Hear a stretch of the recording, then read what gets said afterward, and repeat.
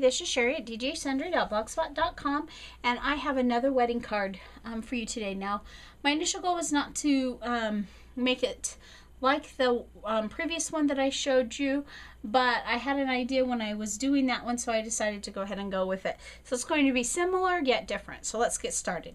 I use my 3-Girl Jam bow maker, so I'm just going to set that aside, and I've already made a bow using that. And the ribbon that I used for it was the navy pack. I used both navy and dress white, and that's the navy bundle from 3-Girl Jam. I'm going to need some glue dots. I have these recollection gems, which I may or may not use depending on how I put the card together. I'm using the Cuttlebug Birds and Swirls, which I've already done, and then more of this blue paper from Die Cuts with a Views, a shimmer stack. So let's get going on it. I have already cut my card base, and this is just Georgia Pacific cardstock, I believe. I've already cut the card base and done the inside. Now this one, I'm using Sweet and Sassy's digital set, the wedding sentiment set, and this says Genesis 2:24 and has a verse about leaving father and mother and cleaving into wife, and so that's on the inside, and I've already done the inside. It's very similar to the card I showed you previously. Now this card is going to be a little bit different, however. I have also adhered my Cuttlebugged piece onto my my cardstock here, and what I had decided I was going to do on this is use these nice ribbons. Now, one thing I have to do, I plan to put these across, and you'll have your navy on, I mean your white on white, which is, I think, pretty. But I need to decide where we are going to place that. Actually, I don't. I'm going to just center that pretty much on that. So I didn't want to waste any, so I didn't pre-cut it, but we'll go ahead and cut it now. I kind of have a general idea of where it's going, and we'll set that aside. And I am just going to simply lay that across, just like so. Again, I'm just eyeballing it. Put that across just like so. I still have a little bit of waste there, but that's okay. I'm going to flip these over and come to the back. Now, all I'm going to use to adhere this down is just a couple pieces of regular plain old Scotch tape. And it will hold it down just fine. Now, I want to make sure that I've got it fairly taut across. Dealing with 2 thicknesses is a little bit more challenging than 1, but it's not too bad. And again, we'll get a piece of tape and adhere that down as well. Now, because I have quite an extra long tail here, I'm just going to cut that off, so we don't want the extra bulk under there. Might make the card come up. And there we have the front of the card. Now, as I mentioned, these are the same papers that I used in a previous wedding card, and I am using quite a lot of adhesive on the back because that ribbon is there, and I don't want the ribbon to pull up the card because I am mailing this card.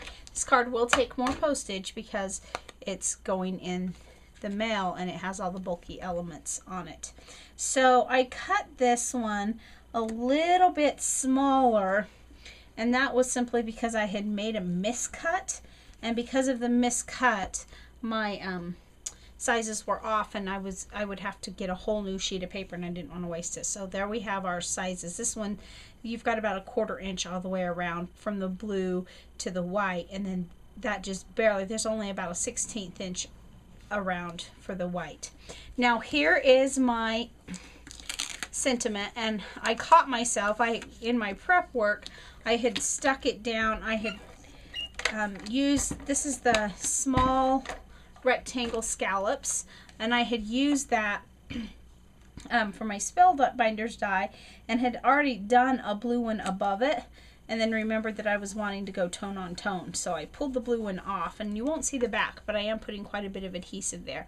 So then we've got the tone on tone white, and actually I think it would be better, I'm going to pull that off. Let's get some foam adhesive, because I think the tone on tone, you lose some of the effect of that if it's not popped up. So I'm going to go ahead and pop it up just so that I have a little bit of an extra, it gives that extra dimension there to make it a little more interesting. When it was laying down flat, it just didn't seem quite right to me. I'm not being real particular. I just want it to be sure it adheres well. I don't really care if it's every inch is covered. But again, it is going through the mouth, so we have to have some good adhesive on it. There we go. That made it just that much better. Adhere that down well. And there we have the tone on tone. Now we could leave it like that, but I made my double loop bow. So even though it's just a double loop bow, it looks like it's got 4 loops on each side, and that's just because I was using both colors. And I'm just going to put this bow right here, and the tails are going to kind of frame that sentiment square. Now I think I'm going to use glue dots on that. Glue dots adhere really well, and I'm going to be pretty generous and use a couple of them just because it is plenty bulky, and I want to be sure that I don't lose during the mail. Actually, I'm going to use 3. I don't want to lose my bow in the mail. So I'm going to use 3 of those glue dots and adhere that down just like so, and then just kind of let those go. Now I could add one of my charms here, whoops, and that would look nice. Actually, I think I will add it right here. There we go. So we have to have and to hold from this day forward, and then it's got the love charm, and then the inside says, therefore shall a man leave his father and his mother and shall cleave unto his wife, and they shall be one flesh. So now I have my second wedding card ready to go, and that catches me up on at least the weddings that I have received notices about.